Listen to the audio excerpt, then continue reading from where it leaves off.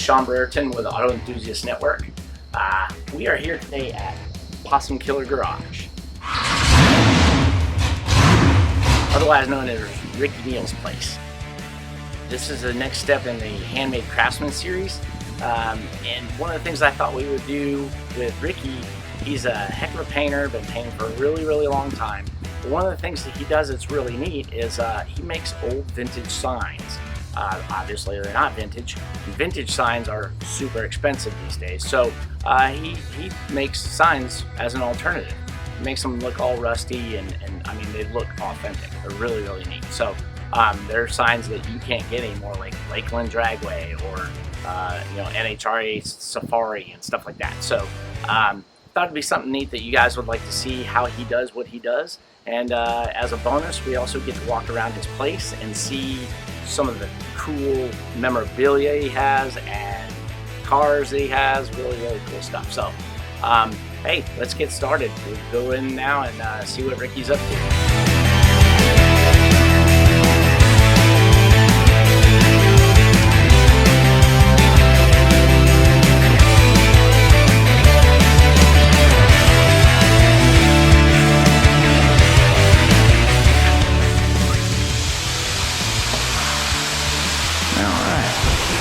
Here is Ricky now. How are you, sir? Oh man, I'm good. Just working on some signs here. Got awesome. A bunch of them already done over there. Trying to get a few more finished up.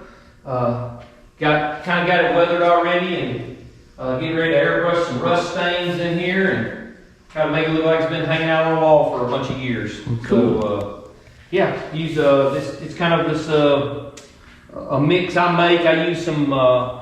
Different browns and golds, and they're all metallics, and so by using metallics, when I build them up, take this gun, I stack it. It's kind of like, we used to call them freak dots back in the day, you know, but I'm stacking the paint, so it gives you the different, I don't know how close you can get, but you get the rings of color, and it gets texture also. So when somebody's looking at it, it gets pretty close to the appearance of real rust.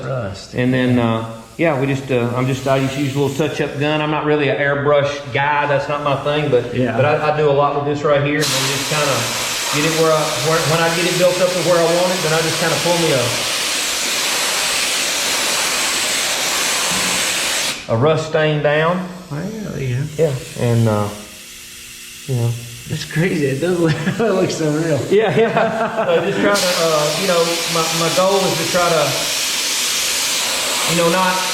Not overdo it, but part of what makes these, if I try to make it look like an original sign, guys don't really like that. They want it to look like they found it laying out in the middle of the field or something, and that's what kind of turns them on about these weathered signs. So I'm just going to go ahead and do a few here while you are. How do you go about choosing your spot?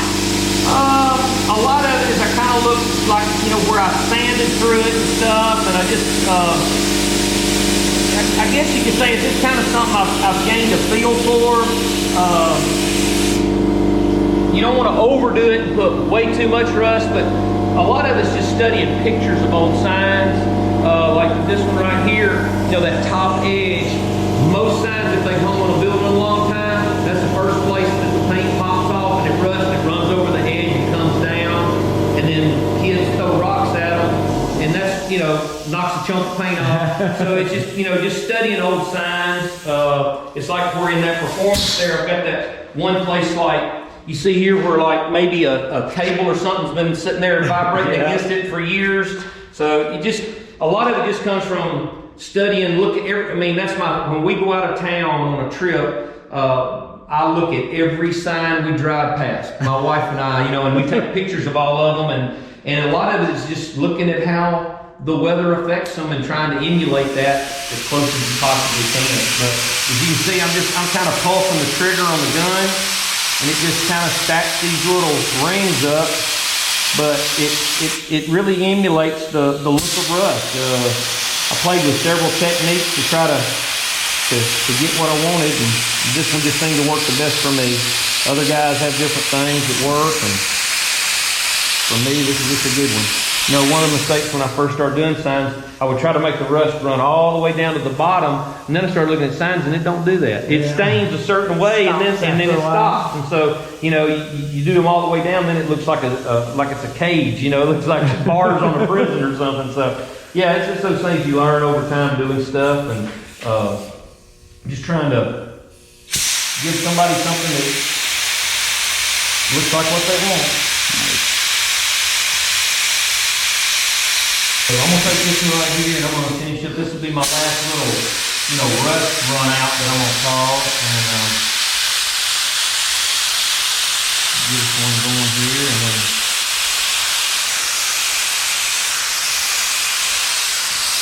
try to pull this one down just a little bit into that last little bit there. All right, and then I'm gonna open my gun up, and what I do is like up here in this black where I've sanded through. I'm gonna open it up and I'm gonna kind of put a little bit, and what it'll do, it'll make it look like, you know, where something, the rust is kind of surface rust coming through from underneath. It's like starting.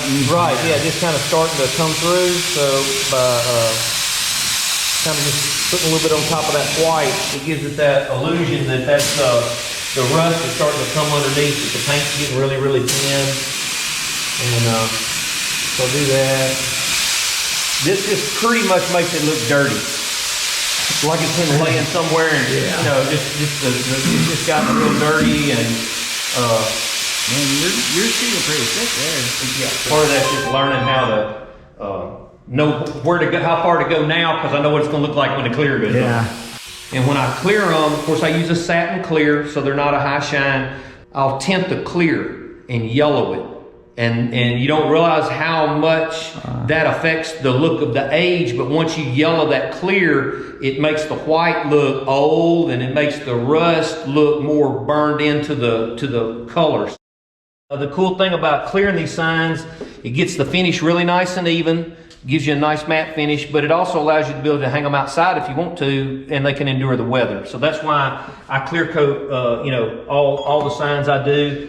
It's just little things that I've played with and practiced over the years, and some of it worked and some of it didn't, you know how that goes. But the yellowing of the clear probably was the biggest thing that I tried that worked and really, really made the signs look old. Because, you know, white's that way. Once white gets old, it kind of yellows out. Yeah. And so, man, you get that in it, and then it really brings the effect together. Because I don't ever want to try to fool anybody with a sign and try to pawn it off as an original. That's not my game. But but still, where are you going to find a Lakeland drag strip sign anymore? Exactly. You know, and so for me, it's just about trying to help somebody relive a memory in their shop. What is this made out of? Because it's not. It's a sign board. Right. It's called composite board, and it's it has a real thin aluminum skin on both sides, and it has a plastic core. And the cool thing about that is it's extremely light, but you still actually have a metal finished sign, and they're rigid enough you can hang them by chains if you want to, where a piece of aluminum will kind of bow and flop. This one, it'll stay stiff and rigid, and they're just super light. You can screw them into sheetrock and they're not going to fall. You know, you don't have to necessarily find a stud to hang them. So and it's pretty cheap. It's really affordable. It allows me to keep these signs affordable for everybody. You know? So all that's left to do on this now is put the clear on it. Put the clear on it, and should be good to go. Always mask, man. Safety.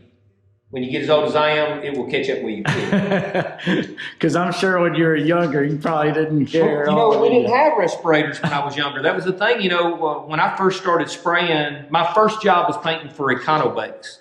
And I was painting 45 to 60 cars a week with a dust mask on or a rag tied under my nose, because we didn't have respirators, didn't exist. And then, you know, when we finally got respirators, I mean, you don't realize how much, and these new products, I mean, they're not like the old days. These new products will hurt you. You got to have a mask on. Yeah.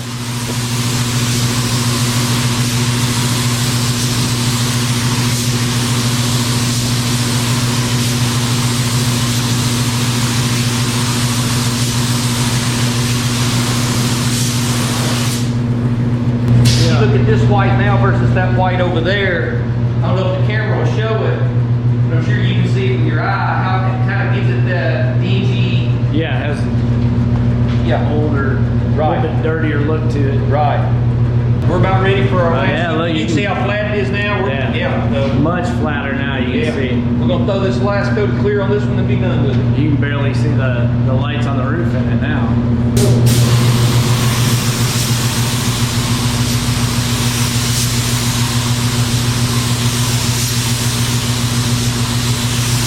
The only thing that we left to do, and I don't know why, but everybody wants a signature on it.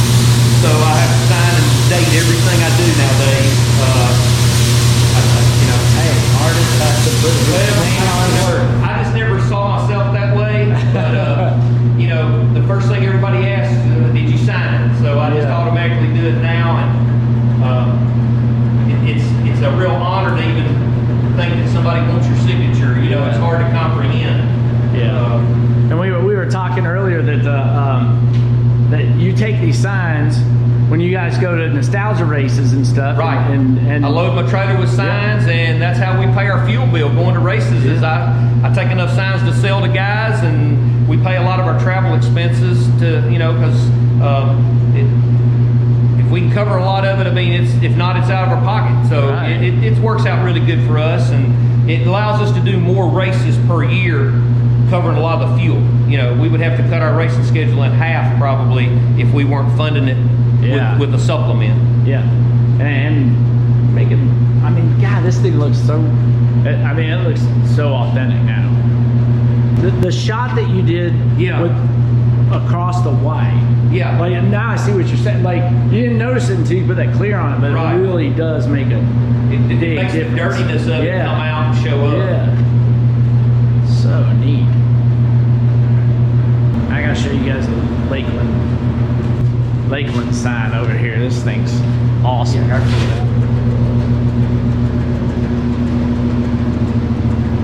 Now, are you doing these just give to your friends, or? All these that are in here right now are for one customer. He's decorating his shop with them. Oh, cool. And what it is signs have gotten to the point that, you know, they're just so expensive. Yeah. You know, a really good, nice sign, like to find something like that, you're going to pay $1,500 for it. You know, if it's an original one. Yeah. You know, and probably more than that. Right. And so, you know, I can do one like this for a guy, you know, for like, you know, $300. Yeah. And he can put it on his wall and have the memory without having to break his bank. Yeah. You know, and so that's or find it for that matter. Right. I mean, they're getting so hard to find. Yeah. And same with those. I can if you have a picture of it, I can make it. I'll put it that way.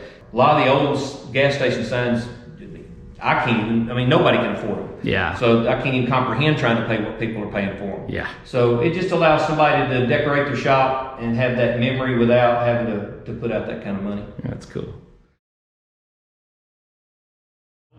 You've got drag racing in your blood and you got hot rod in your blood, right? How long have you been drag racing? Well, I mean, in high school, I did a lot of street racing. Yeah. But as far as actually running a drag car, my son raced BMX.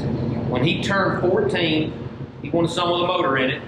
And I had dirt track race at Riverside Speedway a lot when my kids were young. Yeah. So anyway, we decided to go drag racing. So we've been doing it, you know, 20 years. Yeah. But we started out with a S10 pickup called Dixie Fever.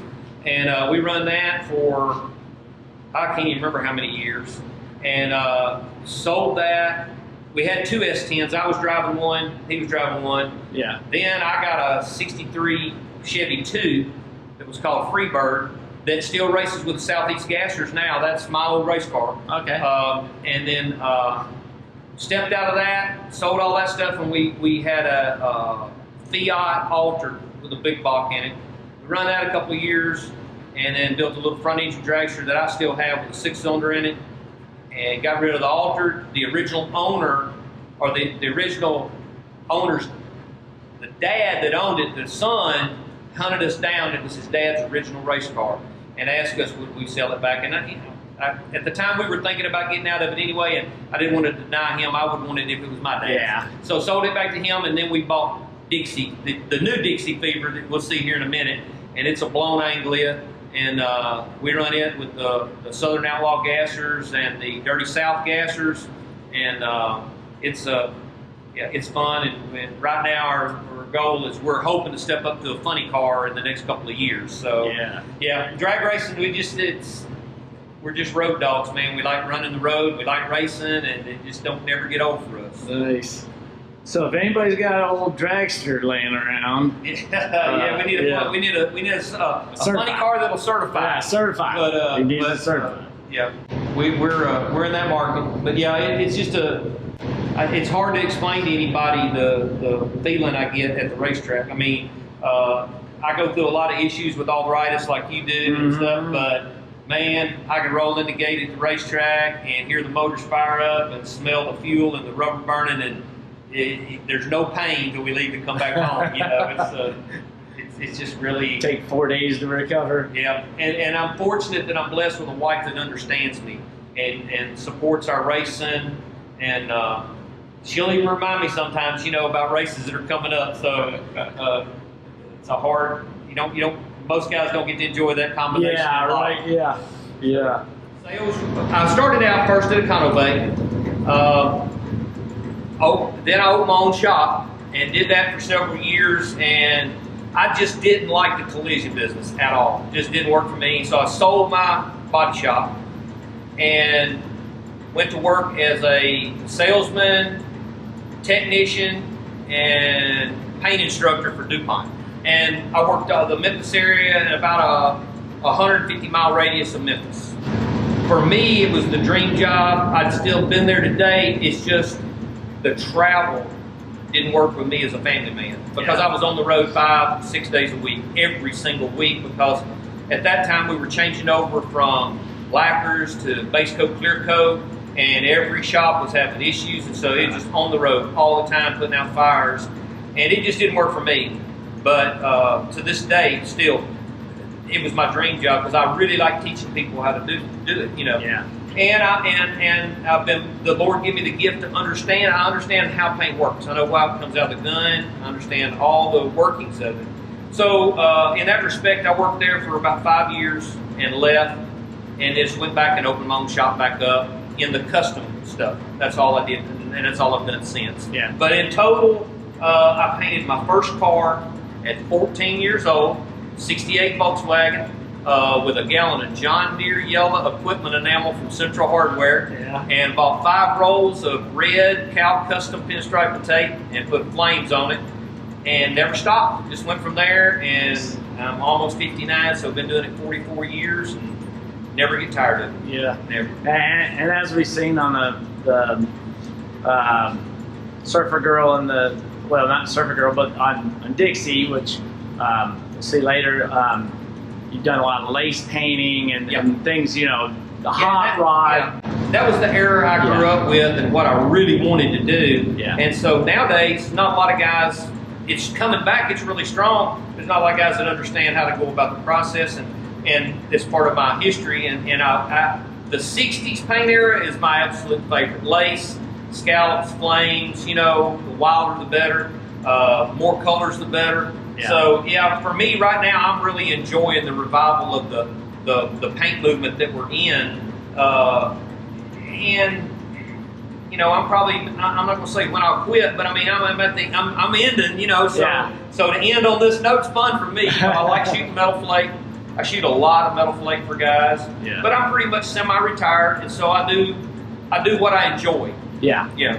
At least you don't have to do the that's right. jump work I don't have anymore. to thrash like I used to. Pick and choose what you want to do. Yeah, and it makes it even that much more enjoyable when everything you do is what you want to do. You know, you can pick and choose what you get to do. So right, head over and take a look at the Anglia that they got, and also take a peek in the trailer. Yeah. Right. Yeah. We gotta see the dragster, because the paint on both of them are amazing, and just awesome pieces of machinery. So, all right, we're over here to see Dixie Fever. Yeah. Look at it. Nice. What year? 48 Anglia, 48 English Ford, same thing. Yeah. This is an original race car from the 60s. It's been a race car since about 65. It's still a steel body, but it has fiberglass doors. Fiberglass nose. It runs a 383 small block stroker motor, with a 471 supercharger that's actually the same one that's been on this car since 1965. Really? Runs the V-belt drive, which is a little less efficient, but it's just the nostalgia factor of it. We just can't bring ourselves to change it. We run with, like we had talked about earlier, the Southern Outlaw Gassers and the Dirty South Gassers. My son, Michael, we call him Toad, he drives this car. Yeah. She runs in the real low 6s in the 8th mile. We're doing a little tune. We should be in the 590s this year. Yeah. And probably in the 980s, 990s in the quarter. It's chopped 4 inches. Some original fiberglass doors from California they come already chopped back in the day for these Anglias, because the gasser rule said you could not chop more than 4 inches, and if you went more than 4 inches, you had to run as an altered. And so 4 inches was the max. So everybody chopped them 4 inches, and they built these doors already chopped that you could put on. So, but altereds were the wheelbase, right? I mean, well, it was just there were certain modifications. Once you passed a certain point, it had to run as altered. Like if you had no fenders, you were altered. Like a lot of gasser guys, if there weren't, to get classed right, if they got to a race and they didn't like the way they were classed as gasser, they could take the fiberglass nose off, run as an altered with no front cap. That's why this has just got one single pin that holds the front cap on. You can take the front cap off in less than 2 minutes. Oh, right there in the front. Yeah, right there in the front. It's just basically a threaded rod with 2 cap bolts on it, and you can take it off, slide the rod out, and set the whole front cap off, and just the headlights are on a plug, unplug them. But yeah, they did that a lot back in the day to get into a class they felt more competitive. Yeah. And then one of the proudest things our buddy Tattoo Mike with Steel Rose that you interviewed, made the door panels in this car. They are a pretty awesome piece of work. And that's all with a bead roller. All with a bead roller. Yeah. And if you go back and look at the video that we did with Mike Abbott at Steel Rose, he was talking about what a pain in the butt it was to do all those stars. To do stars. And this is the panel that he was talking about that he had to do. Here's the interior. Yeah, she's 100% all race car. Yeah, and the very interesting thing is the gas pedal is here, the transmission tunnel is there, and the brake pedal is over there. That's right. All right, yeah. Yeah, you're sitting basically straddle of everything. Yeah. Yeah, these were extremely small cars, but believe it or not, this was actually a sedan. It had a back seat when it was a new car. Yeah.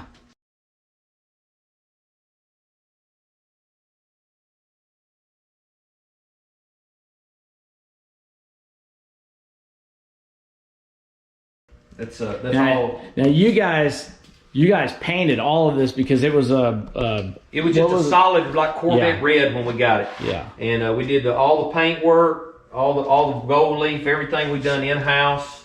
And the kernel on the back is a tribute to the Tennessee Boll Weevil and Preston Davis and Ray Godman. Yeah. Very, very cool. And, if you want to, I'll set the nose down and we'll make a little smoke with this thing. Yeah, let's fire it up. See, he may be almost 59 years old, but he's spry. And when you're ready. Yeah, let me get out front.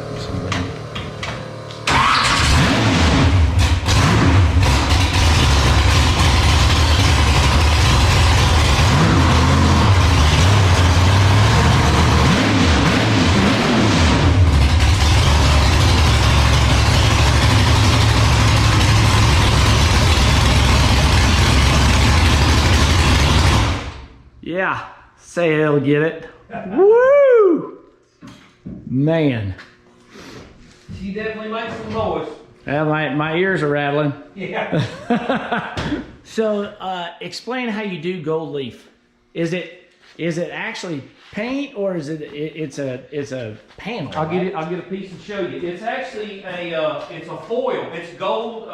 The original days it was hand hammered. It was just silver and gold that they hammered out so thin.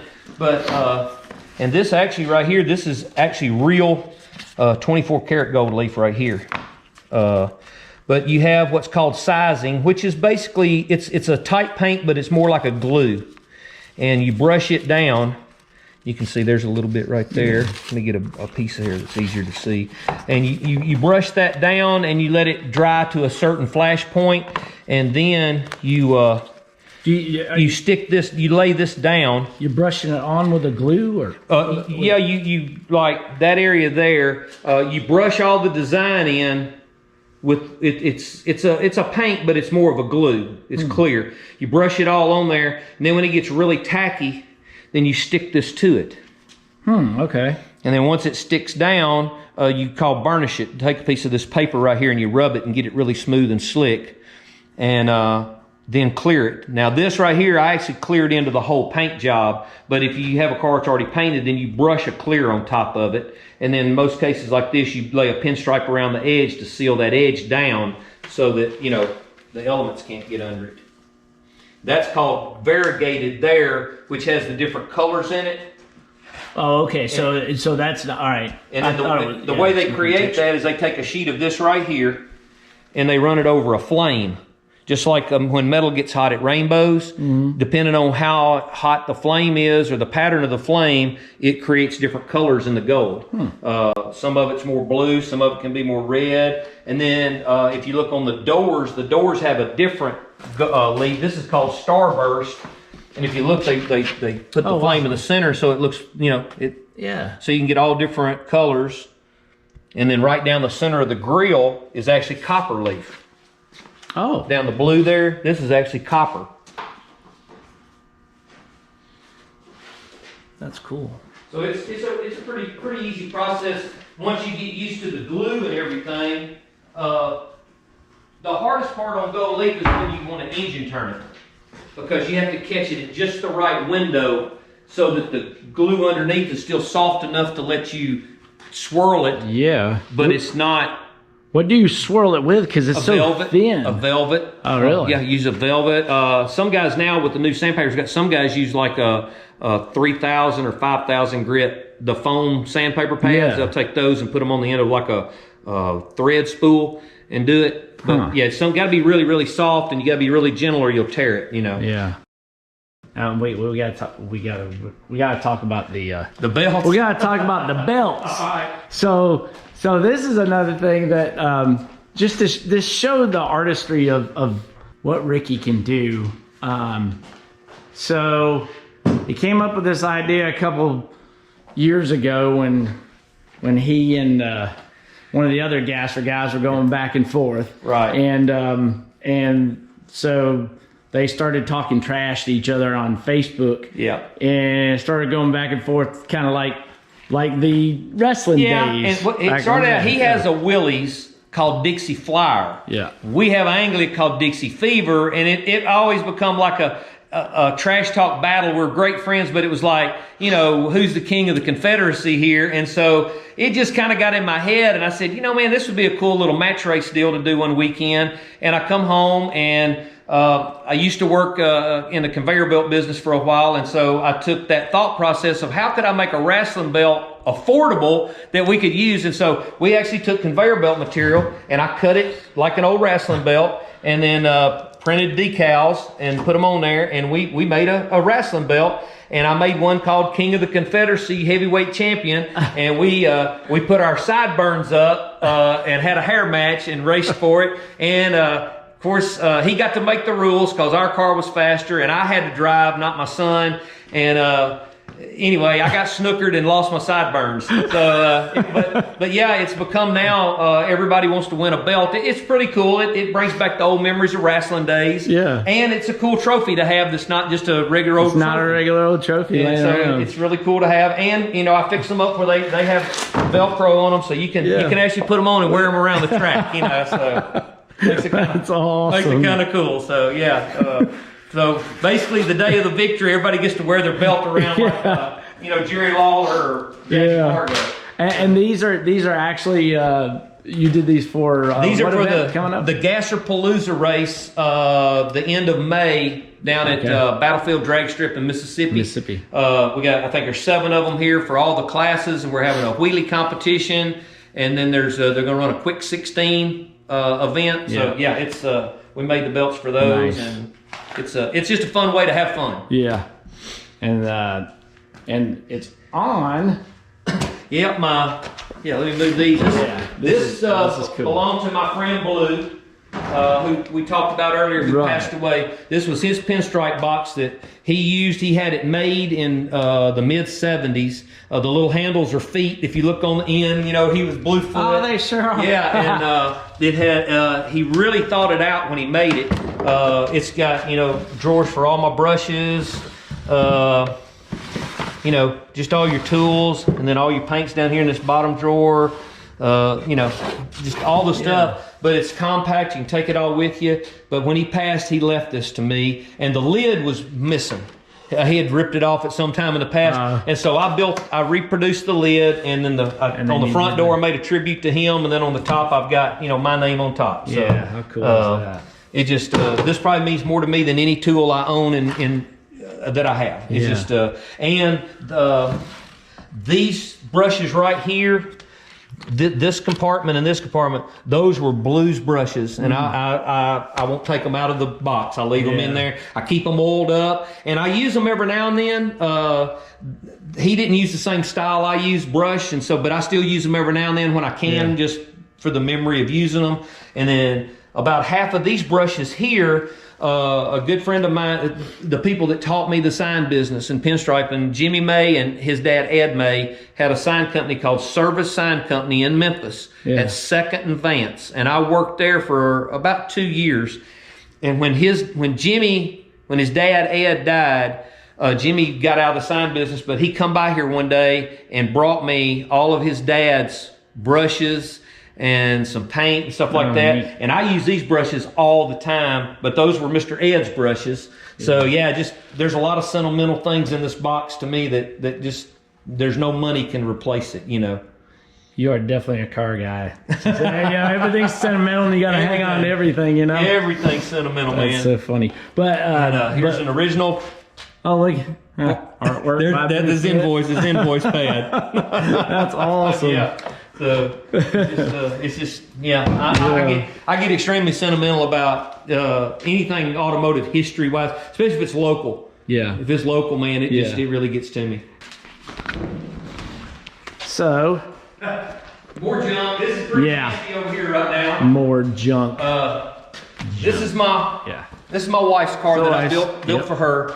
She likes Tri-5 stuff.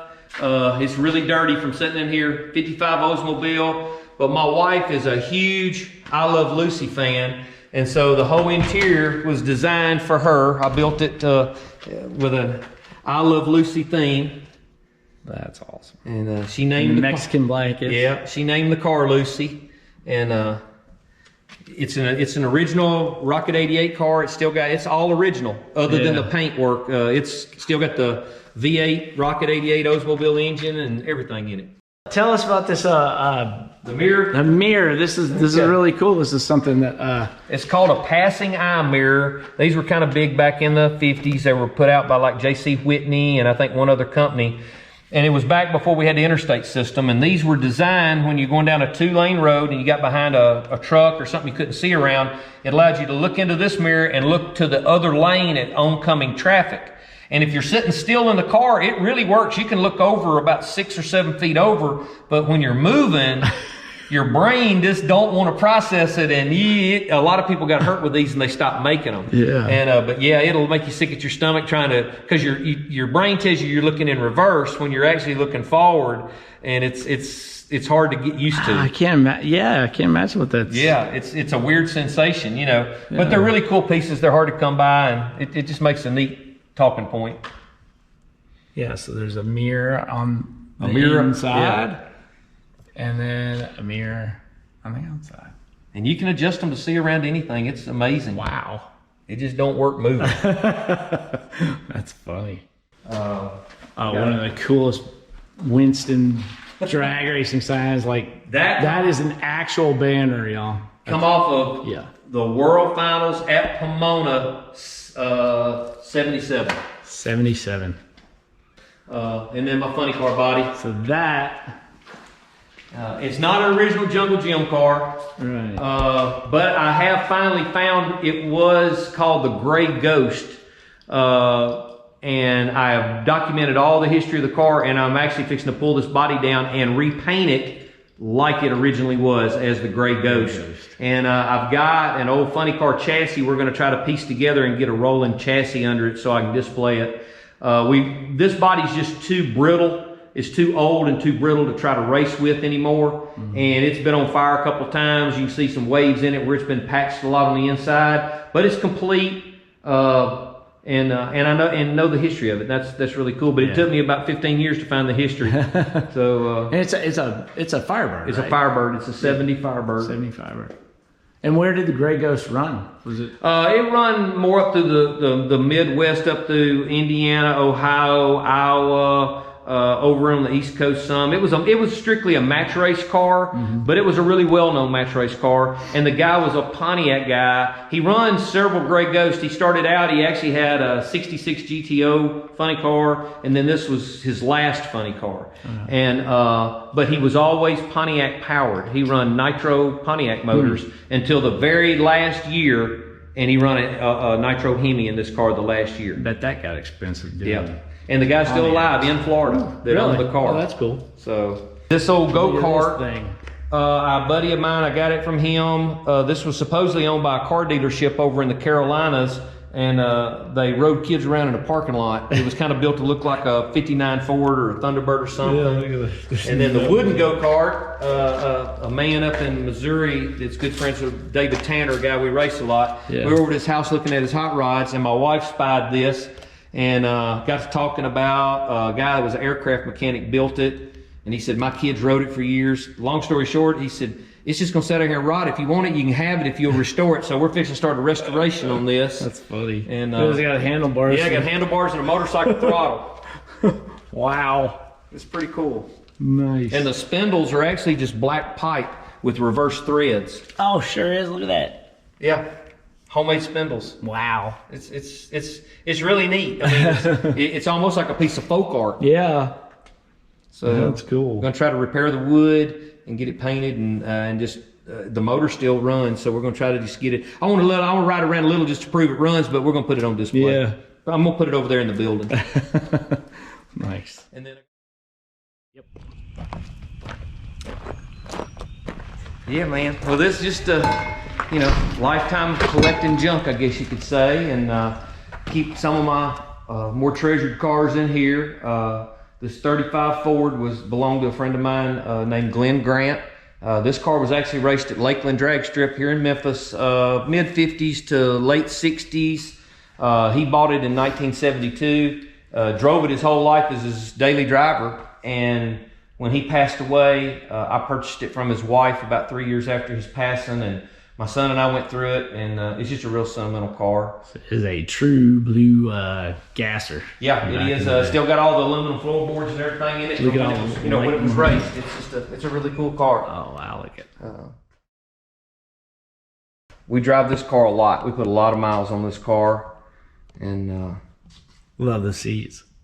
That's my friend Mikey Brown, man. He is the nostalgia upholstery guru.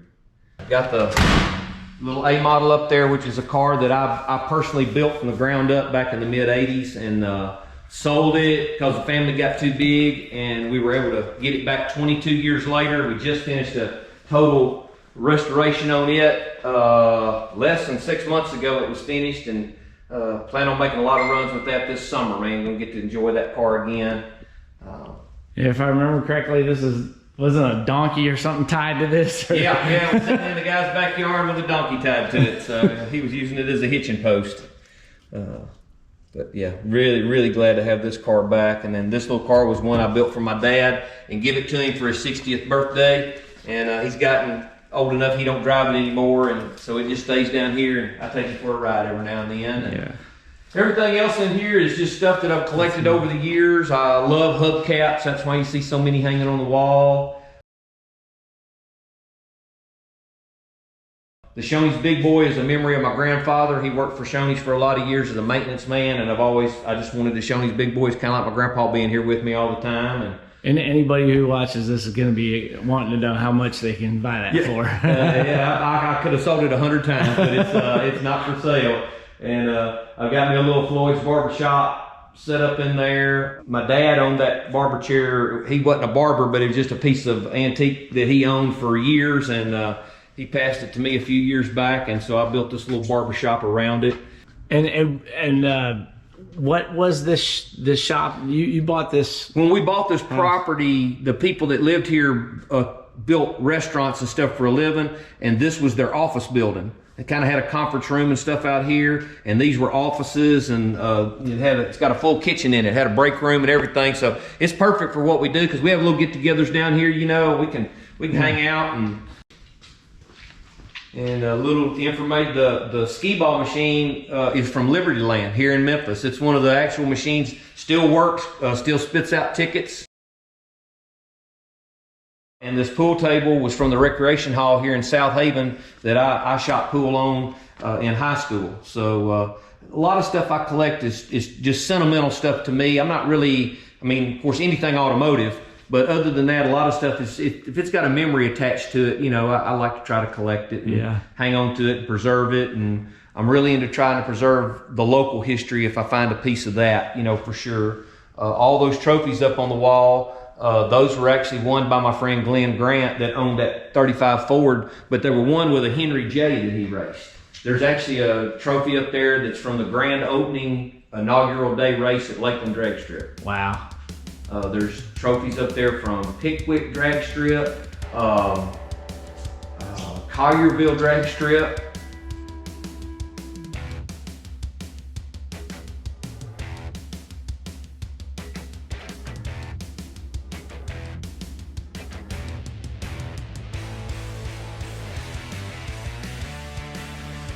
And I'm a huge Evel Knievel fan. Finally found me an Evel Knievel bicycle.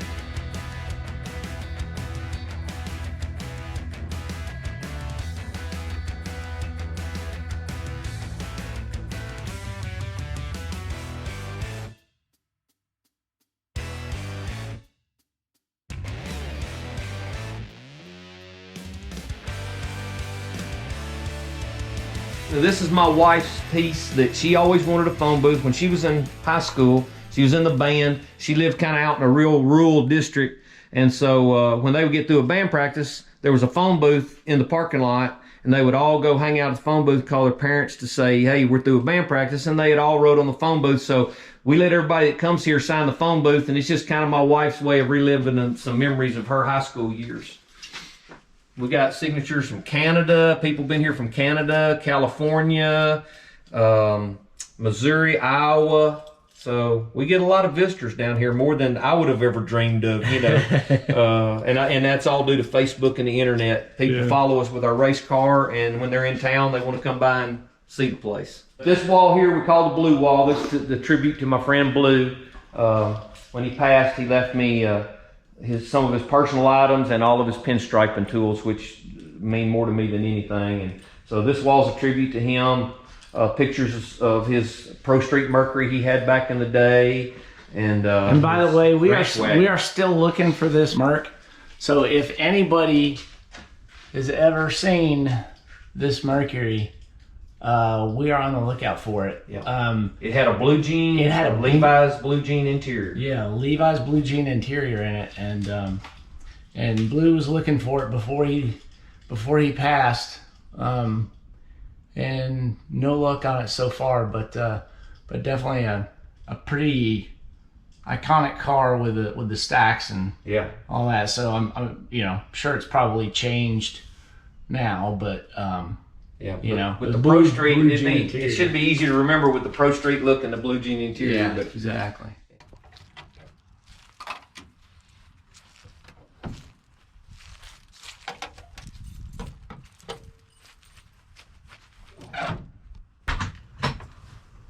Oh, cool hats he's got. Can you get enough? Oh yeah. Yeah. So turn this a little bit.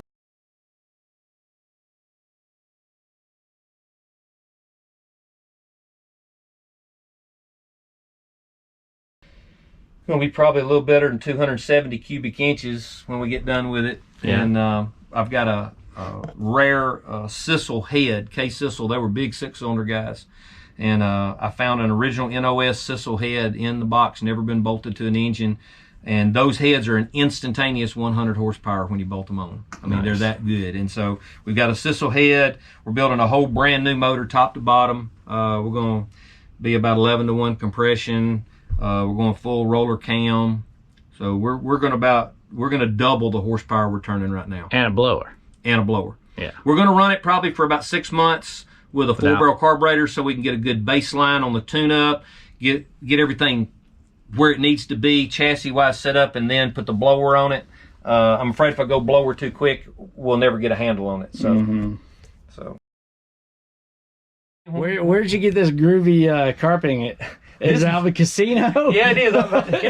Here's the story. The Isle of Capri Casino in Tunica, when they shut down, one of the people that go to church with us actually worked security there when it was open.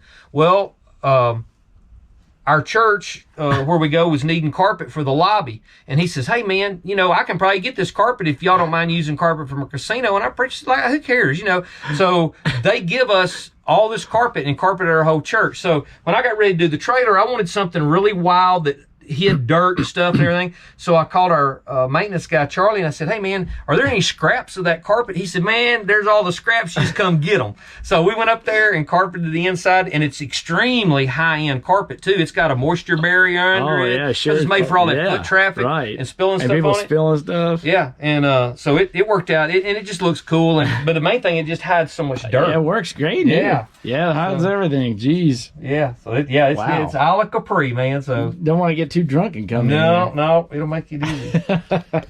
All right, we got to talk about one thing here too, because this is one of the cool parts of this is the tank on the front. This is an early version of a fuel pressure regulator system before we had inline fuel pressure regulators like we have now.